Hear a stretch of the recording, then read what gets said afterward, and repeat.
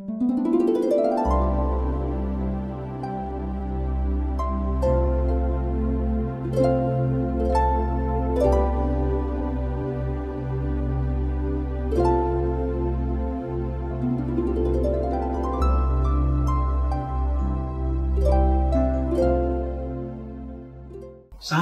pemirsa, puji Tuhan kita boleh bertemu kembali dalam pendalaman Alkitab melalui pelajaran Sekolah Sabat. Kita bersyukur pada 3 bulan ke depan kita akan mempelajari bagian dari kealahan, yaitu mengenai Roh Suci. Dan di studio kita sudah ada narasumber kita. Di sebelah kiri saya adalah Pak Kaunang. Shalom, haleluya, puji Tuhan. Apa kabar Pak Kaunang? Luar biasa Pak, luar biasa. Terima kasih. Dan di sebelah saya juga ada Pak Tobing. Shalom pemirsa yang diberkati Tuhan. Apa kabar Pak Tobing? Puji Tuhan. Luar biasa. Pemirsa di rumah, sebelum kita mulai pendalaman Alkitab ini, kita mulai dengan doa, mengundang Roh Allah untuk hadir bersama-sama dengan kita. Kami persilakan Pak Kaunang untuk berdoa. Kita satu di dalam doa. Ya Allah, ya Bapa yang ada di dalam kerajaan surga, pada jam yang indah ini Tuhan, mulut kami tidak sanggup untuk menceritakan tentang kebesaran Allah. Tetapi biarlah kami mengundang kuasa Roh Kudus sebagai poin penting di dalam pembahasan Sekolah Sabat dan selanjutnya. Dalam nama Yesus Kristus kami sudah berdoa. Amin. Terima kasih Pak. Baik pemirsa di rumah dan di mana saja berada, kita akan mencoba mendalami mengenai Roh Kudus. Dan pada kali ini kita fokus kepada bagaimana sebetulnya Roh Kudus bekerja untuk di dalam kealahan ini. Dan untuk pertama ini kita minta Pak Tobing akan merangkan bagaimana Roh Kudus itu bekerja. Nanti kita diskusikan lebih panjang lagi bagaimana hasil kerjanya, bagaimana sifatnya. Saya kira ini sangat penting karena Roh Kudus ini adalah bagian dari kebutuhan kita dalam kehidupan sehari-hari. Silakan Pak Tobing. Baik, terima kasih Pak Darwis. Pemirsa yang diberkati Tuhan, ini menarik sekali. Bagaimana kita membahas satu oknum kealahan, yaitu Roh Kudus. Suatu oknum kealahan yang perannya tidak menonjol, ya, tidak banyak, tidak semenonjol dua oknum kealahan yang lain, tetapi justru perannya sangat vital. Ya, perannya sangat vital karena mulai dari proses penciptaan, penebusan, ya, pada waktu bagaimana Yesus juga mengangkat murid-murid, ternyata peran Roh Kudus semua yang bekerja, tetapi semuanya itu di balik layar, ya. Arti di balik layar artinya Roh Kudus mendahulukan atau mengedepankan peran Yesus sebagai pemain utama, ya, sebagai pemain utama di dalam proses penyelamatan manusia ini. Itu sedikit yang boleh saya sampaikan. Mungkin Pak Kaunang bisa nambahkan ini Pak. Oke, shalom para pemirsa dimanapun saudara berada. Ada 3 poin yang sangat berhubungan dengan apa yang dikatakan oleh Pak Tobing tadi. Yang pertama adalah Yesus sering mengucapkan ada penolong yang lain. Kalau dalam bahasa aslinya adalah Parakletos, ya, adalah Roh Kudus. Nah, Roh Kudus ini berperan dalam 3 hal. Yang pertama adalah pada saat proses penciptaan dunia dalam buku Kejadian 1 dan selanjutnya. Dan yang kedua, memberikan inspirasi kepada para penulis firman Allah untuk menulis berdasarkan inspirasi yang diberikan melalui kuasa Roh Kudus. Dan yang ketiga adalah memberikan kerendahan hati kepada orang-orang yang sudah dipilih dan selalu mengandalkan kuasa kealahan. Nah, itulah peran Roh Kudus, Pak. Luar biasa. Iya, Pak. Mungkin Pak Tobing bisa menerangkan mengenai sifat-sifat dari roh ini, ya. Sepertinya karena seperti Pak Tobing katakan tadi bahwa Roh Kudus ini dibicarakan di Alkitab tidak sebanyak mengenai Allah Bapa maupun Allah Anak. Ya. Dan tentu kita perlu mempelajari sifatnya. Bagaimana sebetulnya kealahan dari roh ini? Silakan Pak Tobing. Terima kasih Pak Darwis. Jadi pelajaran kita kali ini mengatakan sifat roh itu sukar dipahami. Mengapa sukar dipahami? Paling mudah ya kalau di dalam Yohanes 3 ayat 3 sampai 8, lalu di Yesekiel 37 ayat 5 dan 9 disampaikan kepada kita seperti ini, bahwa dianalogikan seperti angin. Seperti angin ya. Kita bisa rasakan dampak atau efek dari pergerakan angin itu, tapi sama sekali kita tidak bisa melihat.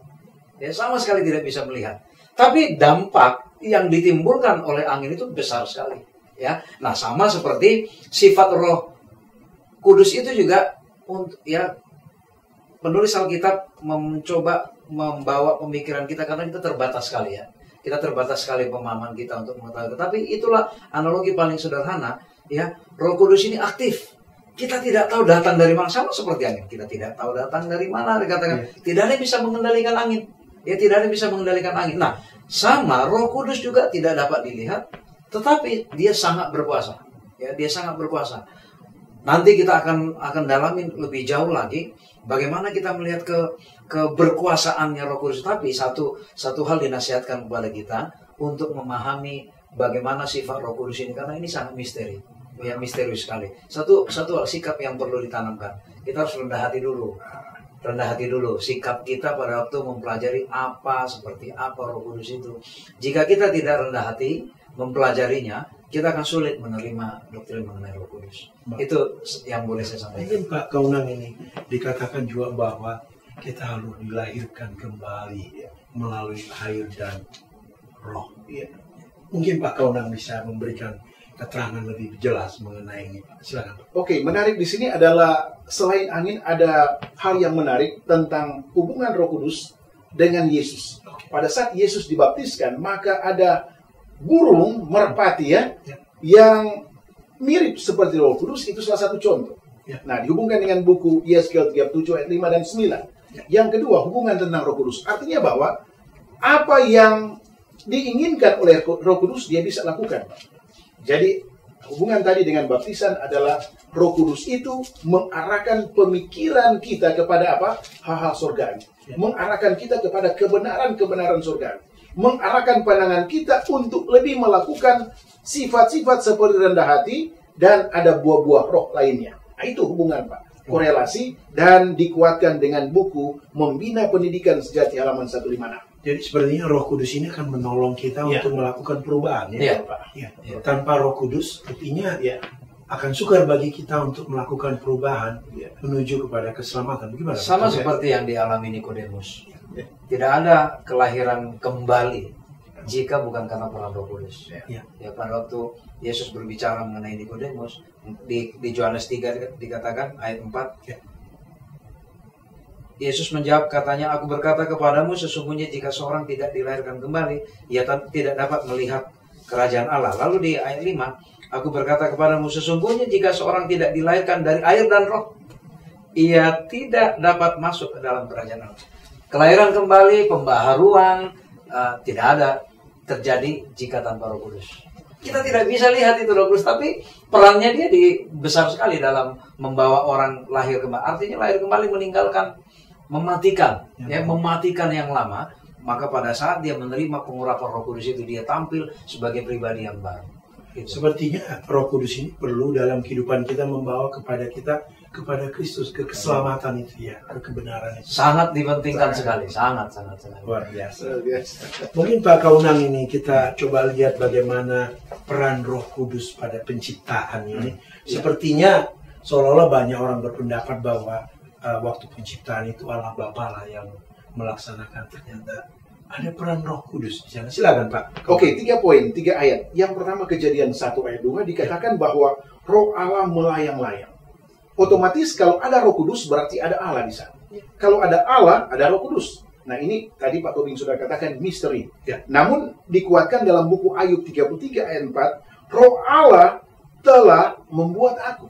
Ya, ini artinya bahwa poin penting di sini kita tidak usah mencari tahu seperti Ulangan 29 ayat 9. Ada hal-hal yang secara kacamata manusia kita tidak pahami, tetapi pembuktian Alkitabiah menerangkan bahwa Roh Allah atau Roh Kudus itu bersinergi dengan Yesus Kristus dan Allah. Yang ketiga, Mazmur 104 ayat 30 dikatakan, apabila engkau melihat akan dunia ini, maka penciptaan itu dibuktikan dengan ada Roh Kudus. Itu Pak, 3 poin penting. Wah, luar biasa. Jadi sebetulnya Roh Kudus itu berperan sangat penting di dalam penciptaan ya. Dia ikut aktif di dalam penciptaan. Salam, kami dari ASI Jakarta ingin mengajak saudara-saudari bergabung dengan organisasi ASI Jakarta. ASI adalah singkatan dari Adventist Layman Service and Industry. Adalah sebuah organisasi resmi yang dibentuk oleh Gereja Advent Sedunia. Sebagai sarana untuk kita orang awam, apakah profesi saudara sebagai pengusaha, pegawai, profesional, trainer, pengacara, accountant, dokter maupun perawat, untuk bersama-sama mendukung dan ikut aktif dalam mengabarkan kabar baik di dunia usaha dimanapun profesi Anda masing-masing. Di ASI ini kita dapat juga berbagi pengalaman pada sesama. Bagaimana pekabaran ini dapat sampai kepada orang lain. Dan kita dapat juga membagikan kepada sesama dan komunitas kita. Perkembangan dunia usaha, pelatihan, kesempatan usaha. Sehingga kemajuan dan peluang usaha dapat dibahas bersama untuk kemajuan anggota ASI. Mari bergabung dengan ASI Jakarta.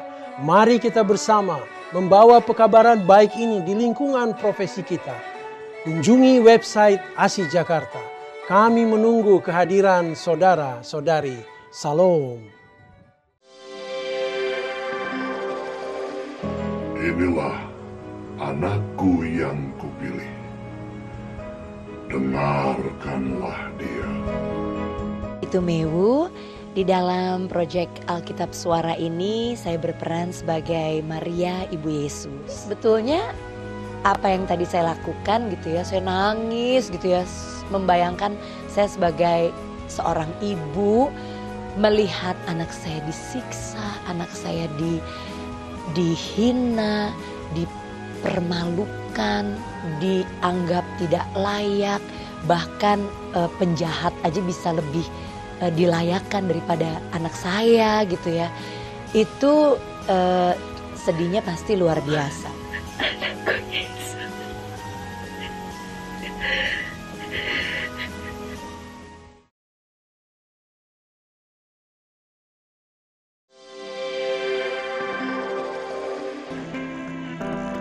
Si Tuanku, janganlah kiranya lampaui hambamu ini. Biarlah diambil air sedikit, basuhlah kakimu, dan duduklah beristirahat di bawah pohon ini. Biarlah ku ambil sepotong roti, supaya Tuhan segar kembali. Kemudian bolehlah Tuhan meneruskan perjalanan. Telah mengaruniakan kepadaku anak yang lain sebagai ganti Habel. Sesuai dengan firman Tuhan, Roma 10 ayat 17, iman itu timbul dari pendengaran, dan pendengaran oleh sabda Kristus.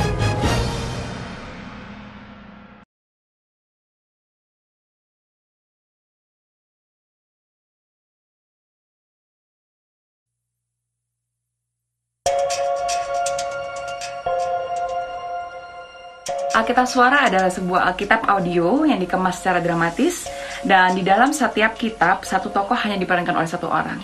Jadi hingga saat ini jumlah volunteer kami telah mencapai 600 orang dan itu akan terus bertambah. Kita juga menambahkan sound effect dan music scoring yang melibatkan live orchestra supaya kita yang mendengarkan bisa ikut mengalami kisah-kisah di dalam Alkitab dengan cara yang jauh lebih menarik tentunya.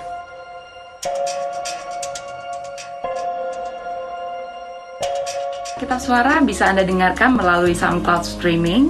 Caranya mudah, download aplikasi SoundCloud di gadget Anda melalui Google Play maupun App Store, lalu follow akun kami Alkitab Suara. Selain itu, Anda juga bisa mendapatkannya dalam bentuk CD dan MP3 yang bisa Anda download secara gratis melalui website kami. Gimana Pak? Pada waktu Allah menghembuskan nafas, ya, di Ayub 20 ayat 13, oleh nafasnya menjadi langit menjadi cerah, oleh nafas dari mulutnya. Ini semua membicarakan yang dimaksud nafas di sini itu sebenarnya Roh Allah itu. Tanpa dihembuskan Roh Allah ke dalam tubuh Adam dan Hawa dulu, nggak ada kehidupan. Jadi memang yang berperan utama di depan, peran utama seolah-olah hanya Allah Bapa. Tapi sebenarnya mereka bersinergi menggunakan kuasa Tritunggal ini. Jadi kalau dikatakan seberapa aktif Roh Kudus, sangat aktif. Sejak awal dia terlibat aktif. Bahkan di Ulangan 32 dia diumpamakan seperti bahasa yang digunakan di Kejadian 1 ayat 2 yang dikatakan Roh Allah melayang-layang di atas air. Disamakan dengan bahasa seperti Raja Wali yang melayang ya di atas air. Jadi dia dikatakan dia sangat aktif. Roh Kudus itu aktif bukan hanya di proses penciptaan, bahkan memelihara ciptaan itu sendiri. Jadi seberapa aktif dikatakan sangat aktif. Jadi seperti peranan Roh Kudus ini luar biasa ya. Luar biasa sekali walaupun di dalam Alkitab sedikit ditulis daripada kalangan Bapa maupun kalangan anak. Tapi sepertinya tugasnya cukup luar biasa. Luar biasa sekali. Dia justru memberi kehidupan. Ya, betul. Mungkin kita topik yang lain Pak Tobing mengenai peranan Roh Kudus di dalam membangun bait Allah, Ka'bah Allah. Bagaimana dulu bangsa Israel memulai pembangunan Ka'bah. Mungkin Pak Tobing silakan. Baik. Ada satu perintah di Keluaran 25 ayat 8 dikatakan, dan mereka harus membuat tempat kudus bagiku, supaya aku akan diam di tengah-tengah mereka.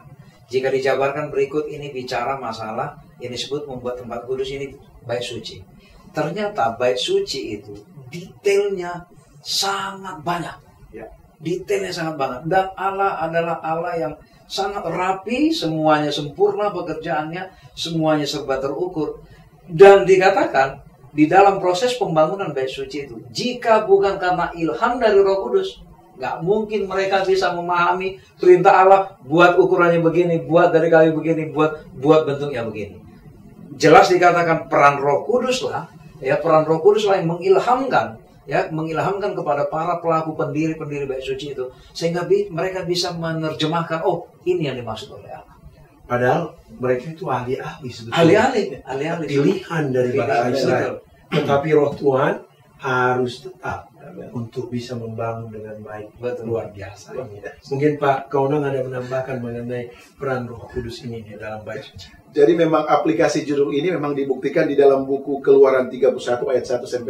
Seorang yang namanya Bezalel dikatakan dipenuhi oleh Roh untuk membangun Ka'bah. Artinya bahwa mereka sudah punya keahlian, Pak. Pengetahuan masing-masing tadi sudah diangkat. Namun yang mereka bangun ini adalah bukan bangunan yang biasa saja. Ini adalah bangunan pola sorgawi. Dalam buku Ibrani ada kaitan Ibrani 4 ayat 2. Artinya bahwa arsitek mereka adalah Allah, karena yang mereka buat ini adalah bangunan di mana untuk menyadarkan umat Israel bahwa mereka berdosa. Nah, tanpa baik Allah, mereka tidak akan masuk ke dalam kerenaan sorgawi. Nah, itulah sebabnya ditekankan di sini poin yang terakhir bahwa tanpa bantuan Roh Kudus, orang Israel tidak mampu menyelesaikan keahlian yang penuh seni ini. Itu kan. Dan pembangunan itu sebetulnya adalah rumah Allah. Di mana manusia datang, bangsa Israel datang untuk berrekonsiliasi dengan Allah. Ada dua pelajaran Pak Darwis dari sini yang boleh kita ambil lagi. Jadi dikatakan sebenarnya Allah bukannya tidak mampu membangun bait suci. Itu pekerjaan kecil bagi Allah. Tetapi dikatakan Allah bekerja sama dengan Roh Kudus. Roh Kudus memampukan orang-orang tertentu untuk membangun bait suci. Pelajarannya pertama bahwa Allah itu senang memberdayakan orang lain, membuat orang lain berkembang. Berkembang. Jadi artinya pelajaran kepada kita pun biasakan. Mari kita biasakan, jangan kalau kita pintar misalnya, jangan pintar sendiri. Kita kembangkan orang lain. Dalam bahasa lainnya pemberdayaan Kita berdayakan orang lain supaya kita sama-sama berkembang.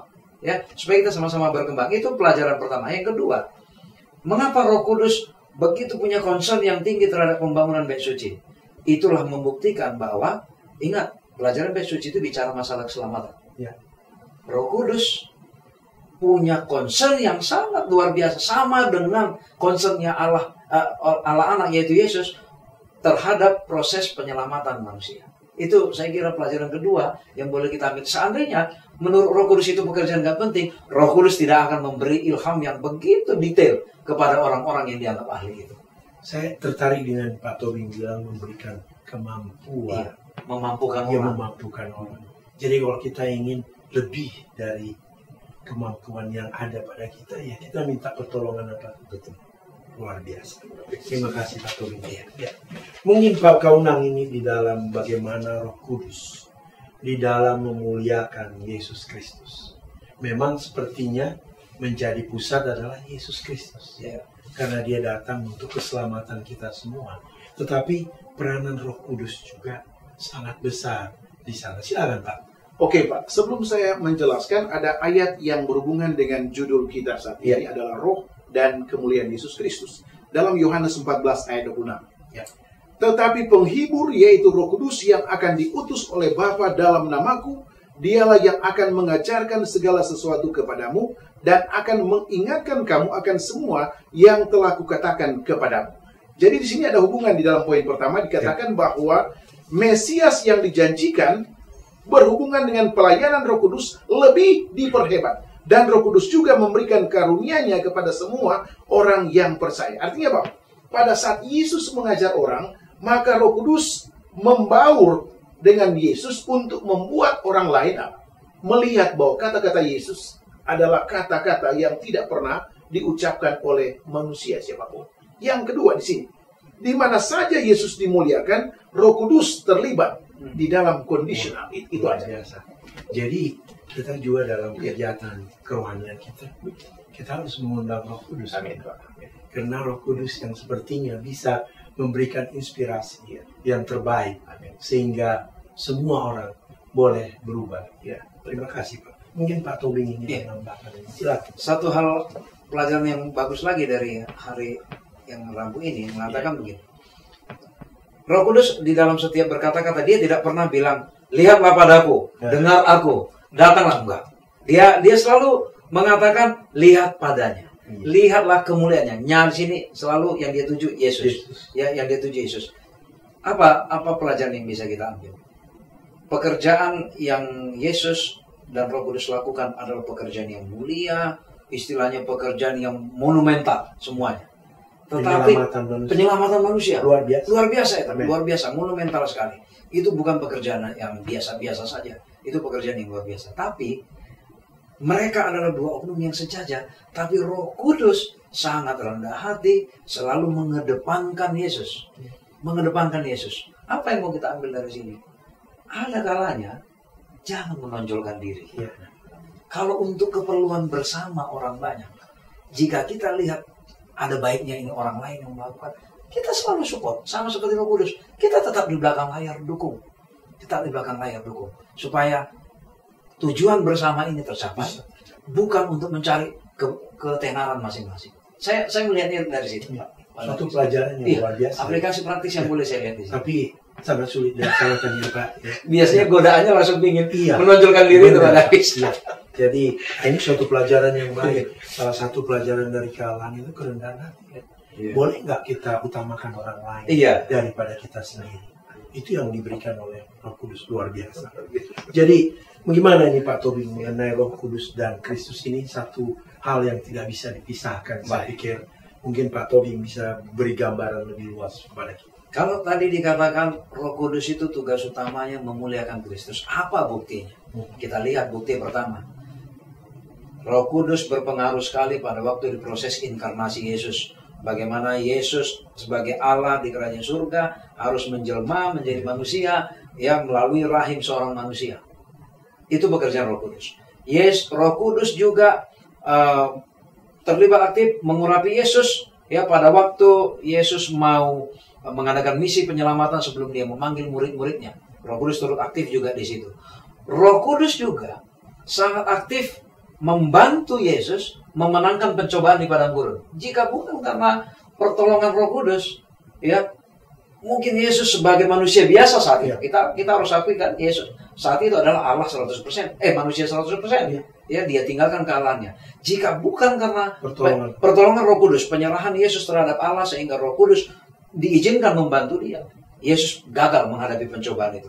Lalu pada waktu dia mati di kayu salib, dan pada waktu Yesus bangkit, Roh Kudus itu.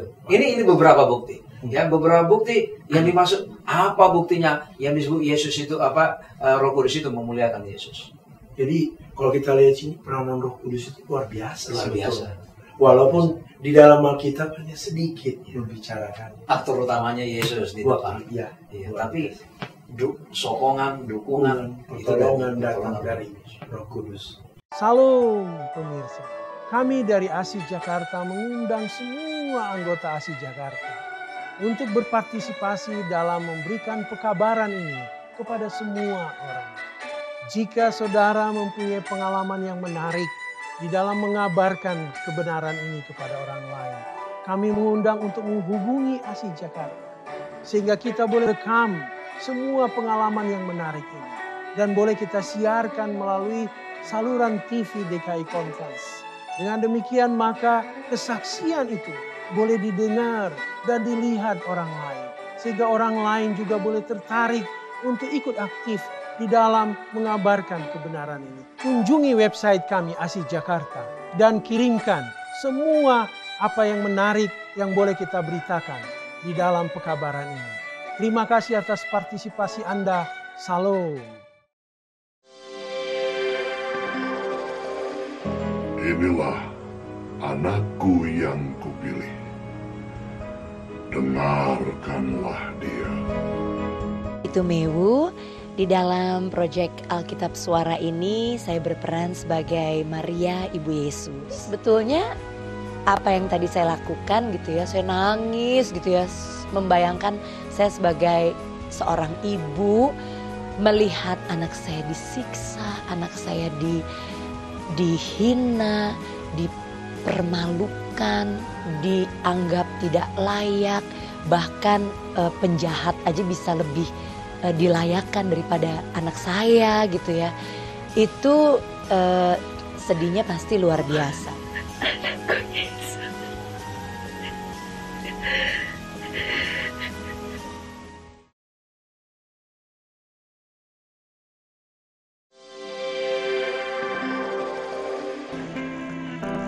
Si Tuanku, janganlah kiranya lampaui hambamu ini. Biarlah diambil air sedikit, basuhlah kakimu, dan duduklah beristirahat di bawah pohon ini. Biarlah ku ambil sepotong roti, supaya Tuhan-Tuhan segar kembali. Kemudian bolehlah Tuhan-Tuhan meneruskan perjalanan. Telah mengaruniakan kepadaku anak yang lain sebagai ganti Habel. Sesuai dengan firman Tuhan, Roma 10 ayat 17, iman itu timbul dari pendengaran dan pendengaran oleh sabda Kristus.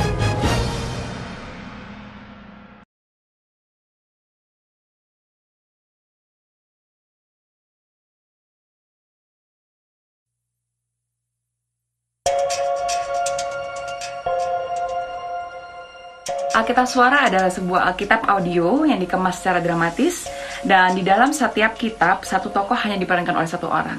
Jadi hingga saat ini jumlah volunteer kami telah mencapai 600 orang dan itu akan terus bertambah. Kita juga menambahkan sound effect dan music scoring yang melibatkan live orchestra supaya kita yang mendengarkan bisa ikut mengalami kisah-kisah di dalam Alkitab dengan cara yang jauh lebih menarik tentunya.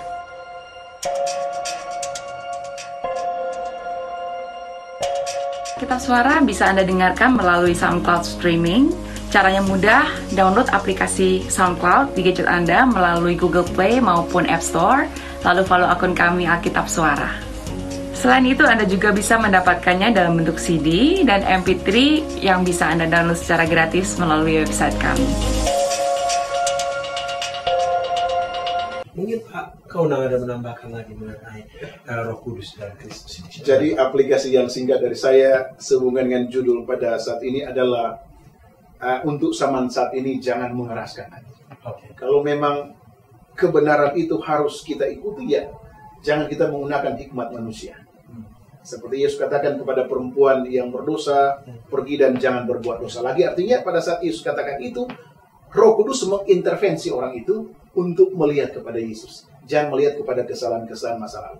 Jadi saya dan saudara, pemirsa di mana kita berada, kalaupun kita berdosa, akui saja bahwa kita orang berdosa dan mau menerima curahan Roh Kudus untuk mengalihkan pikiran yang lalu kepada Yesus, kebenaran yang sejati. Itu Pak Daris. Jadi kita membutuhkan Roh Kudus. Iya. Mungkin Pak Tobing kasih gambaran kesimpulan dari pentingnya pelajaran kita pada kali ini. Silakan Pak. Baik. Peran Roh Kudus di belakang layar itu sama seperti angin, kita tidak bisa lihat, tapi kita bisa rasakan. Salah satu parameter bahwa kita menerima peran Roh Kudus di belakang layar adalah dilihat dari buahnya. Ya, dari buahnya. Di Galatia 5 ayat 22 jelas buah-buah roh adalah ini ada berbagai macam, kasih, sukacita, damai, macam-macam. Dikatakan di sini, kalau Roh Allah sudah memiliki hati, maka kehidupan kita diubahkan.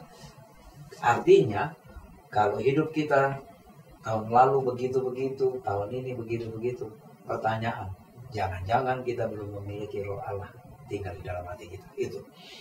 Segala pikiran kita yang penuh dosa, kalau kita serahkan, amarah dirubah menjadi kelemah lembutan, ya kan? Iri hati dirubah menjadi kasih, kemurahan, ya kan? Kesombongan dirubah menjadi kerendahan hati. Itu. Lalu satu poin lagi yang saya mau katakan, satu poin bahwa kalau kita mau berubah, kalimat yang sangat saya senangi, tetapi pekerjaan Roh Kudus bukanlah secara instan. Ya. Bukan secara instan. Artinya apa? Kita harus bergaul setiap hari dengan Roh Kudus. Bukan sekali bergaul, langsung jadi, terus habis itu enggak butuh lagi, enggak usah bergaul lagi, enggak. Pekerjaan Roh Kudus adalah pekerjaan seumur hidup. Pekerjaan seumur hidup kalau kita mau mengadakan perubahan. Itu saya kira yang boleh. Luar biasa. Pemirsa, demikian pendalaman Alkitab kita pada kali ini. Kita tidak bisa sangkal bahwa pekerjaan Kudus sangat kita butuhkan untuk kita sampai kepada keselamatan yang diberikan oleh Tuhan. Pemirsa, mudah-mudahan dengan diskusi kali ini boleh menguatkan kita semua untuk kita boleh meminta pertolongan Roh Kudus agar kita sampai kepada tujuan kita, yaitu surga. Baik, sebelum kita tutup, kita minta Bapak Tobing yang dalam. Mari kita berdoa. Allah Bapa di surga, siapakah kami manusia? Kami sungguh terbatas pengetahuan kami Tuhan untuk mendalami Engkau sebagai Allah kami, terutama Roh Kudus, Allah yang bermain, yang bekerja di belakang layar. Ya Tuhan, terima kasih Engkau telah berikan Roh Kudus sebagai penghibur, penolong, pendukung kami, yang memberikan kekuatan kepada kami. Ya Tuhan, biarlah kami mau digunakan oleh Roh-Mu menjadi alat-Mu Tuhan, sehingga bisa mengubahkan hati kami, menarik jiwa juga bagi orang-orang yang rindu akan kebenaran Tuhan. Tuhan, biarlah kami sepenuhnya Engkau kuasai Tuhan. Hilangkanlah hati batu dari kami Tuhan, sehingga Roh-Mu boleh bekerja bagi kami. Kami serahkan hidup kami ini ke dalam tangan Tuhan. Mohon ampun dosa pelanggaran kami, dalam nama Yesus kami berdoa. Amin. Terima kasih Pak. Terima kasih Pak.